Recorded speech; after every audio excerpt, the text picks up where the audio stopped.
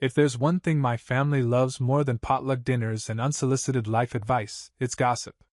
Good, old-fashioned, family-destroying gossip, the kind that gets passed around faster than deviled eggs at Grandma's 4th of July cookout. And that's exactly how it all started. My name's Dean. Middle child. Oldest son. Chronic disappointment in the eyes of my family, but only because I didn't follow the script. See, I didn't go to college like my older sister, Juliet, the golden girl with a Pinterest's perfect life and a fiancé who looked like he came out of a wedding catalog. I didn't become a lawyer like my younger brother, Jeremy, who was somehow born with both a trust fund and a superiority complex. Nope. I became a baker. Yeah, like cupcakes, sourdough, wedding cakes. Dough in my nails, flour on my sleeves. Cute hobby, my dad once said when I told him I'd opened a tiny bakery with my best friend. It's something, my mom said, like I'd just revealed I moonlight as a clown. They didn't take it seriously, not until years later. But we're not there yet. 5 years ago, I was still living paycheck to paycheck, juggling orders, maxed out credit cards, and early mornings that began before sunrise. Meanwhile, Juliet was getting engaged to Mason, the human Ken doll with a Tesla, a trust fund, and the emotional depth of a pothole. I showed up to her engagement party wearing a button-up I got on sale and shoes I'd resold myself. I even brought a customized engagement cake, handmade sugar flowers, 3 tiers, lemon raspberry filling, the works. I stayed up all night finishing it, even skipped a client order just to make something special. And for a moment, one brief, shiny moment, I thought I'd done something right. People were complimenting the cake. Even Juliet smiled. My dad gave me one of those half-pats on the back, like I'd finally earned a sliver of approval. But by the end of the night, I was being treated like I'd brought a rat carcass instead of cake. It started small.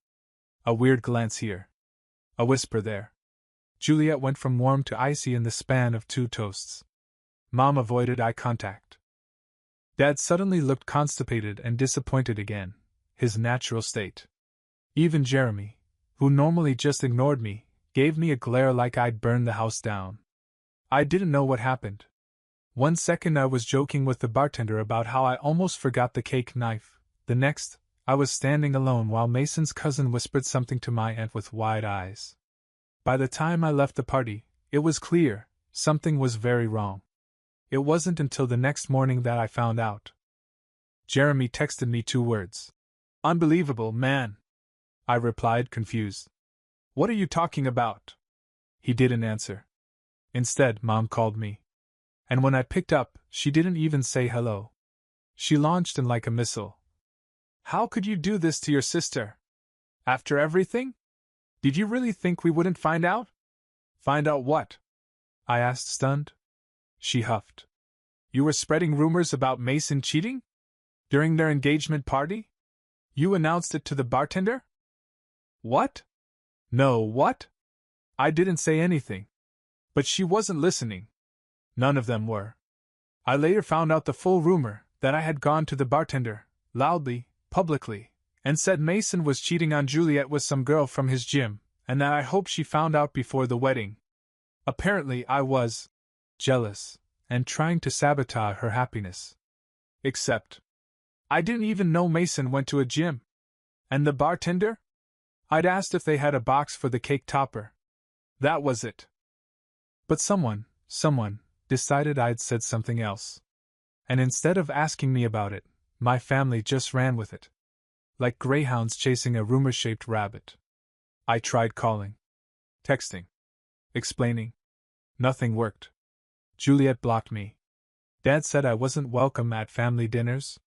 Mom sent a final text that read, "Don't bother coming around until you grow up and apologize." Apologize. For something I didn't say. Something I didn't do. That was the last contact I had with any of them for 5 years. You know what's wild? I spent my whole childhood being told that family is everything. That no matter what happened, we'd always stick together. Mom even had that cliché needlepoint in the hallway. Blood makes you related, but love makes you family. Apparently, she forgot to read the second half of her own decor.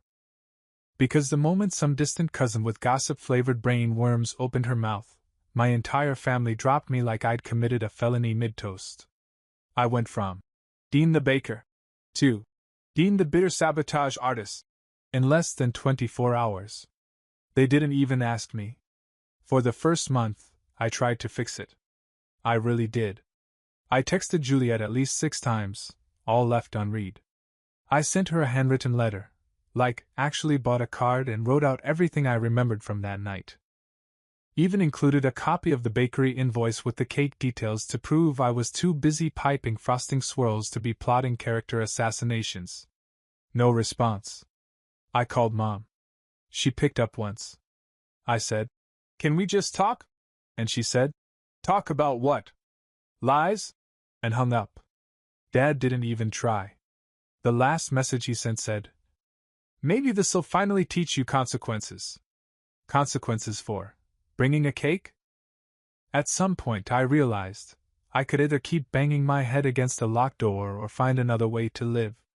So I did what I knew how to do. I worked. I put everything into the bakery. My best friend Sasha and I renamed it Second Rise, which felt poetic. She did the front end and books. I handled the baking and recipes. We started small. But every month we grew. I started waking up excited again, even if it was at 4:30 a.m., with dough under my fingernails. We booked weddings, then anniversaries, then birthdays. Then one day, a food blogger posted a photo of our signature caramel sea salt tart, and it went viral. And I mean viral. Within 3 months, we were booked out 6 weeks in advance. Within a year, we had a second location. And within 2, I was teaching baking classes in the evenings and training a small team. I didn't post revenge quotes. I didn't go on Facebook and rage-type paragraphs. I didn't even unfollow anyone. I just faded out of their world. They didn't notice. Not when I won the local 30 Under 30 award. Not when I donated cakes for charity events they attended. Not even when my face was literally printed on the side of a delivery van they passed on the freeway. That part stung, more than I like to admit.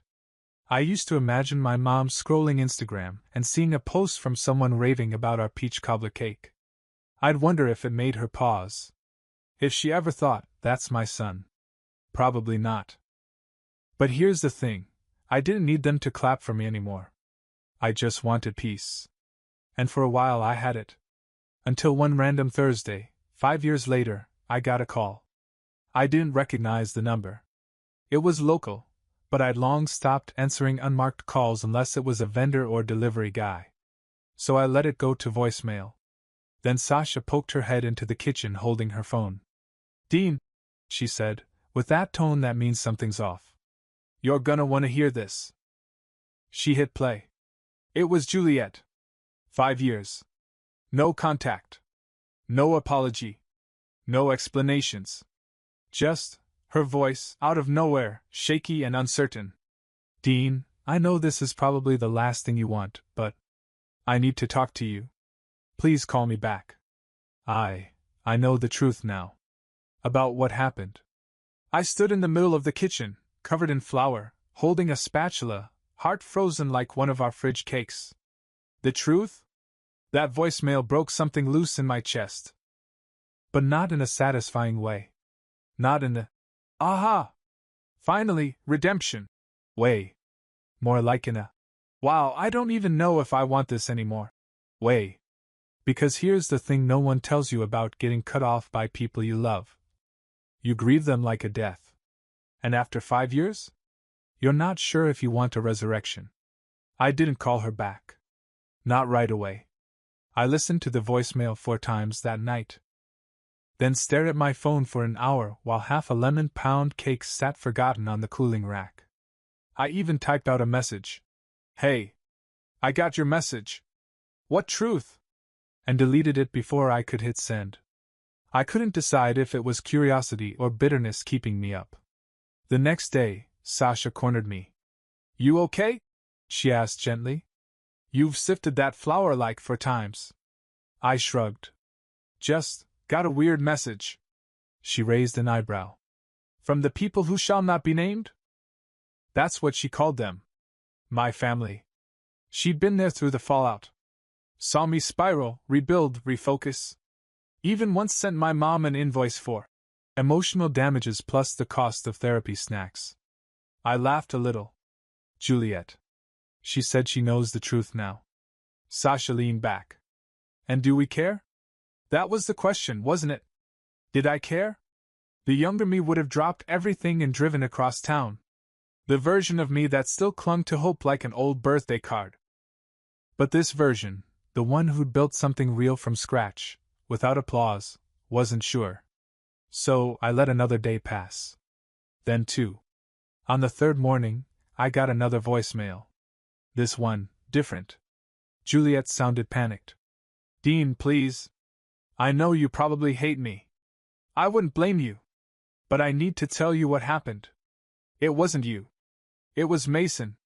He told people you said something, but it was him. He said it first. He was the one cheating. Was someone at his gym? I found the messages. Everything. I was so stupid. Please. I need to talk to you. I sat on the bakery's back steps and listened to it again. Then again. It was like being thrown into a time machine and dragged through every emotion I thought I'd buried. Anger. Sadness. That humiliating confusion from 5 years ago. Mason. Of course it was Mason. Apparently, on the night of the engagement party, he had been cheating. Juliet found out later that he'd been sleeping with a girl from his boxing class. One of his friends warned him the news was spreading, so Mason, ever the charming manipulator, decided to spin it. He told people I said it first. Me. The baker with the handmade cake and the discount shoes. He fed the rumor through the right people, planted the idea that I was bitter and jealous. Said I was trying to ruin their moment. And they believed him. Because it was easier to believe the screw-up son with a whisk than the golden fiancé with veneers and charisma. That realization? It hit harder than I expected. Not because it was surprising, but because it made sense. Mason had always been good at deflecting. He once got out of a speeding ticket by offering the cop free supplements from his gym. Of course he'd frame me. Of course he'd manipulate my already fragile family. But what burned wasn't just what he did. It was that they let him. Without question. Without pause. Without even a half-hearted, "Dean, is this true?" And now they wanted to talk? Now that the lies caught up with him?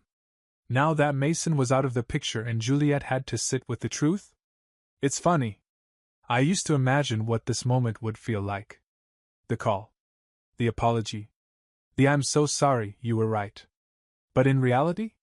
It didn't feel victorious. It just felt hollow. Like she'd cracked open a door I'd already learned to live without. That night, I walked home and stared at my front door for a while. I remembered the first time I walked through it with my own keys. No one had come to my housewarming. I'd invited them, back then. Even sent a photo of the little "Home Sweet Home" sign I bought from a thrift shop. No one replied. And now they were circling back, like I was some checkpoint in a game they'd skipped but needed to complete. I didn't return Juliet's call. Not yet. I needed time. Because truth might clear the record, but it doesn't erase the silence that followed. It took me another week to finally call her back. I didn't even tell Sasha. I just went outside during a lunch break, sat on a milk crate behind the bakery, and dialed her number with one thumb hovering over the end call button the whole time. Juliet answered on the second ring. "Dean?" she said, like my name was something fragile. "Oh my God, thank you for calling me back." I didn't say anything at first. I just let her talk. And boy did she talk. Turns out she found the proof. Messages between Mason and the gym girl. Screenshots he forgot to delete from his iCloud. Even some old DMs where he bragged to his friends about how he dodged a bullet by turning the cheating rumor on me. She cried. Like audibly. I can't believe I didn't see it. I was so stupid. You weren't stupid, I finally said. You were in love. She went quiet. Then she whispered, "But I destroyed us." I destroyed our family because of a lie. I could have jumped in with a, "Yes, you did." I could have unloaded 5 years' worth of hurt like a dump truck on a hillside. But I didn't. Because in that moment I realized I didn't need to. Juliet was sitting in the wreckage now. Of her marriage. Of her choices. Of the family she'd fractured to protect someone who didn't deserve it. She was finally living in the silence I'd been forced into. "You didn't destroy us," I said quietly. "You just showed me who was willing to burn the bridge." I thought that would be the end of it, some catharsis, some full circle closure. But I was wrong. Because the next morning, I opened the bakery and found my entire family standing outside. Mom, Dad, Jeremy, even Aunt Susan, who once called my bakery a hobby shack during a Thanksgiving prayer. They looked like they'd shown up for a funeral and realized too late it wasn't theirs. Sasha stood next to me at the front window, staring through the glass. "You expecting zombies?" she asked. "I think I'd prefer zombies." Before I could even blink, Mom was waving at the window like she was greeting an old friend instead of the son she cut off for 5 years. "They're not coming in here," Sasha muttered. "They better not," I said. "We have paying customers and a health code rating." But they didn't try to come in. They just waited. Like a sad group of VIPs trying to get past the velvet rope of a club they'd forgotten how to enter. Eventually, I walked outside. Dad was the first to speak. "Son, Dean, we're sorry." "That's it. No warm-up. No. We miss you." Or, "Let's talk." Just, "We're sorry." Mom sniffled like she'd just finished cutting onions with her pride. "I didn't know," she said. "Juliet told us everything. We feel awful." I folded my arms. "Yeah? 5 years awful? Or just recently awful?" Jeremy jumped in, because of course he did. "Come on, man. It was a misunderstanding." I raised an eyebrow. "Is that what we're calling it? A misunderstanding? Like I lost your AirPods and not my entire relationship with my family?" He had the decency to look ashamed. Mom stepped forward, hands wringing. "We just want things to go back to the way they were." That line? That broke me. "Back?" I said. "You mean back to being the one you roll your eyes at? Back to being the afterthought? The outsider?" "I didn't go anywhere. You all left me." Their silence was the loudest thing I'd heard all week. Then, softly, I said, "You're 5 years too late for a group hug." And with that, I walked back inside, let the door shut behind me, and went to frost a red velvet cake like it was any other day. Because for me, it was. The next few days were awkward. And not like, accidentally waved back at someone who wasn't waving at me. Awkward. I mean full-blown. My family is camped outside my life with sorry eyes and coffee cups. Awkward. They came back. Not all at once, not with banners and marching bands, thank God, but in waves. First, Mom came by with a Tupperware of her infamous dry lemon bars, the same ones I once jokingly described as citrus-flavored regret. She left them on the bakery counter with a note that said, "Thought of you. Hope these are better." I didn't eat them. Sasha did. Even she winced. Then came Jeremy. Showed up during my Thursday night baking class, wearing a button-down and that practiced smirk that lawyers have when they know they're losing but pretending they aren't. "Hey, Dean," he said, hovering near the aprons. "I'm teaching a class. Can we talk sometime?" I gestured to the rising bread dough. "Talks in progress. Dough first, drama later." He left, clearly confused that his charm had no effect on someone holding a rolling pin and a grudge. And then there was Dad. He didn't come inside. He just sat in his car outside the bakery on Saturday afternoon, engine running, watching people come and go. I saw him from the front window. Didn't wave. Didn't move. After 20 minutes, he drove off. I didn't hear from Juliet again, not directly. Instead, she posted a long, painfully public Facebook status. Something about truth, time, and learning who really matters. It was vague enough for deniability, but dramatic enough to spark comment wars among our extended family. Sasha read it out loud in a British accent. We made cake pops in silence afterward. But here's the weird part. I wasn't angry anymore. I thought I would be. I expected to be. 5 years of being cast as the villain in a story I never auditioned for, that should have brewed some kind of lasting rage. But all I felt was detachment. Like they were characters from a show I used to binge but got tired of watching. And in that space, something surprising happened. Peace. Not the kind that comes from revenge or forced apologies, but the kind that grows slowly, like yeast. The kind that fills in the cracks where family used to sit. I had my crew now. Sasha. Our little bakery team. The regulars who'd bring their kids in on Saturdays and call me Chef D. The couple who got engaged in our back garden and asked me to cater their wedding. They showed up. Consistently. Without guilt, without strings.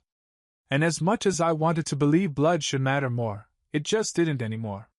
The only person I was still unsure about was Juliet. Because despite everything, I missed her. I missed our stupid sibling jokes. I missed the way she used to steal bites from my mixing bowls and lie about it with a mouth full of batter. I missed the version of her that didn't look through me like I was an accident she had to pretend to love. So when she texted me again, this time just a sentence. "Can I come by? Just us?" I said yes. And for the first time in 5 years, my sister walked through the door of my life not as a golden child or a broken bride, but as someone unsure of her place. She looked around the bakery like it was a museum she wasn't qualified to enter. "It's beautiful," she said quietly. "It works." She nodded. "I'm sorry. For everything. For not asking you. For not standing up. For believing someone who was lying through his teeth instead of the person who brought me cake since we were 12. I didn't speak for a moment. Then I handed her a cupcake. Vanilla bean, raspberry center. Her favorite. "I won't lie," I said. "You hurt me. Worse than anyone ever has. I know. But I think you're trying now. And maybe that counts for something." She looked like she might cry, but instead, she took a bite. And for a split second, we were just siblings again, messy, flawed, still rebuilding. Not everything needed to go back. Some things just needed to start over. Juliet started coming around more after that. Not every day, just enough to let me know she was trying. She'd swing by in the mornings when things were slow, grab a coffee and a scone, ask about the weirdest orders I'd had lately. Sometimes she'd bring awkward little peace offerings, like a soy candle labeled Cinnamon Nostalgia, or a mug that said, "Best brother ever," with a clearance tag still on the bottom. It wasn't perfect. But it felt honest. That was more than I could say for the rest of them. Mom called next. She wanted to rebuild the family. Whatever that meant. Probably brunches. Group texts. Posing for holiday photos with people I didn't trust holding mimosa glasses and fake smiles. I told her I wasn't ready. She sighed and said, "Well, how long will that take?" And I said, "Longer than 5 years. That's how long you left me behind." She went quiet. That kind of silence? That was the beginning of her learning curve. Dad, on the other hand, took a different route. He emailed me. Yeah, emailed. Like it was a business apology. Subject line, "Let's talk." Body. "Dean, I recognize that things got out of hand. I may have overreacted based on what we were told. I regret that now. Let me know if you'd like to come by for dinner sometime." I read it 3 times. It felt like a memo from a regional manager, not a father. I didn't respond. Sasha asked me if I was going to open that door again, the full family. 1. I don't know. I told her. Some doors stay shut for a reason. But even as I said it, I was thinking about Juliet. She wasn't perfect, but she was persistent. She didn't just say sorry, she kept showing up. Not to be forgiven, but to earn it. She came by one afternoon with a photo album. "I found this in Mom's garage," she said, setting it down on the bakery counter. "It has the cake you made for my 13th birthday. The one that collapsed?" I laughed. That thing looked like a deflated soccer ball.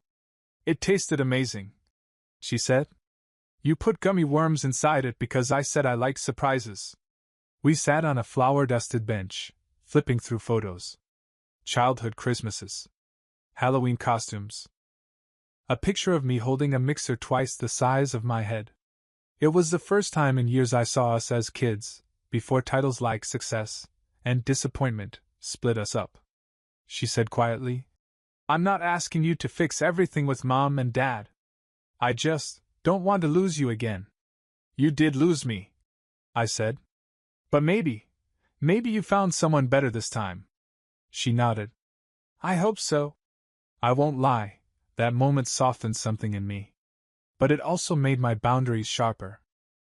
Because while I could let Juliet back in slowly, like a dimmer switch instead of a floodlight, the rest of them? They still hadn't earned a knock, let alone a key. And then came the party. Not mine. Not Juliet's. Dad's retirement party. They threw it big. Country club venue, catered menu, white tablecloths and crystal centerpieces. The kind of thing that costs more than I made my first year in business. And they invited everyone. Cousins.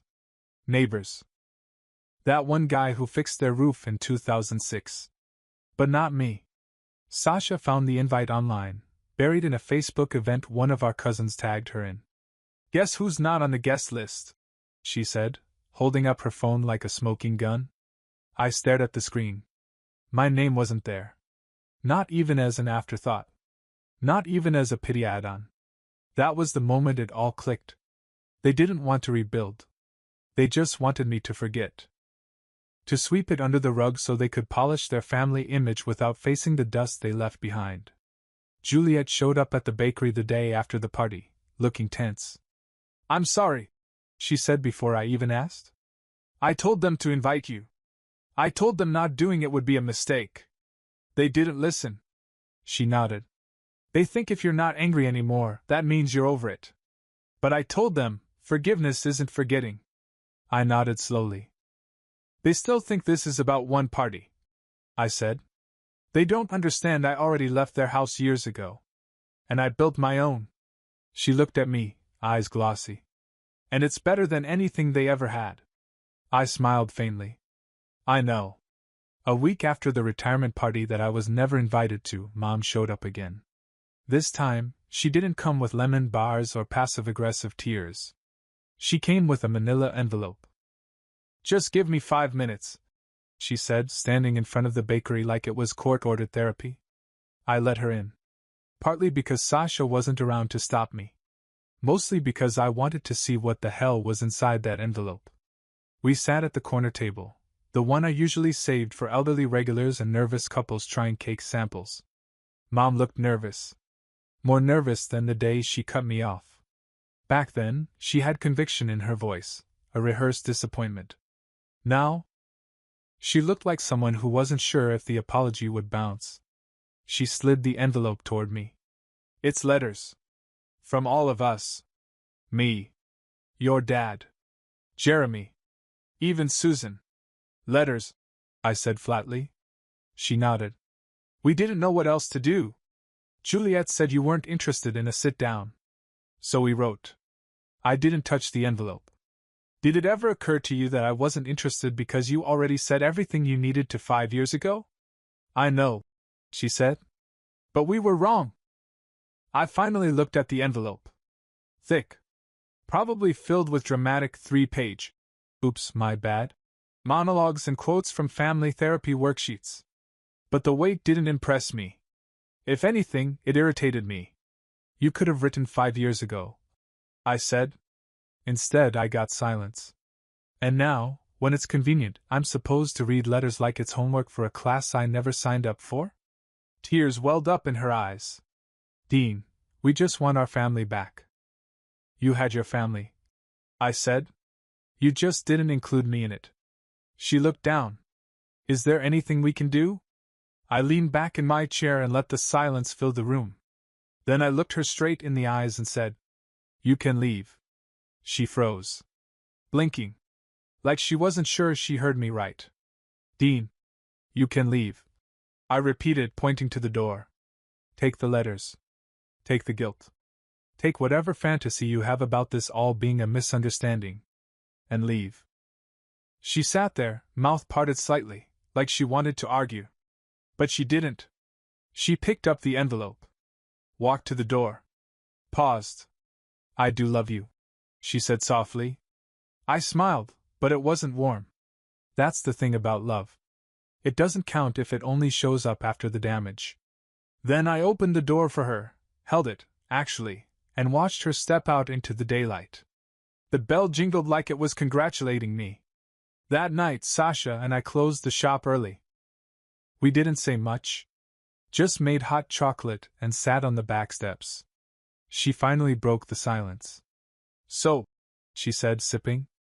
You ready to admit you handled that like a total badass? I smirked. I didn't throw the hot chocolate at her. That counts for something. Saint-like restraint, she said.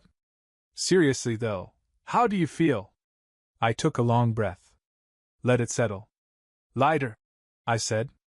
Like I was carrying around a room full of people on my back, and I finally set it down.